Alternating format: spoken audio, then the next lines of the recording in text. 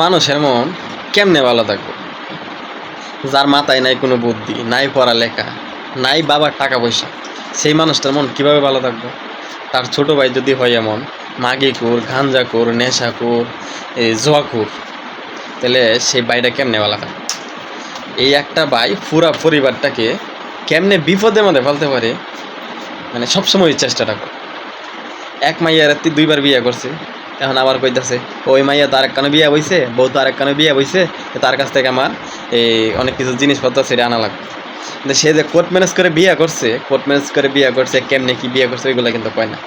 তার কাছে আমার এই যে চকি আছে, খাট আছে, ফ্রিজ টিজ বকর সকর আছে, আনা লাগবে। কথাটা সেটা মানে আমাদের সবগুলো নিয়ে ওই জায়গায় নিয়ে মানে আটকে রাখা অপমান অপদস্থ করে টাকাগুলো রাখার লাগে, মানে ভাই ভাইয়ের শত্রু। একটা কথা শুনতাম যে ভাই বরদন রক্তের বদন, যদি চিহ্ন হয় নারীর কাটো। 100% রাইট, একবার 100% আমার জীবনের সাথে, আমার বাস্তবের সাথে মিলে গেছে। এরকম ভাই তাকারছে, আমার মনে হয় না থাকা ভালো। আমার এইসব ভাই লাগবো না, এই ভাই মরে থাকা, যা মনে হচ্ছে তা করো, মরে থাকা, আমার এটা দেখার বিষয়।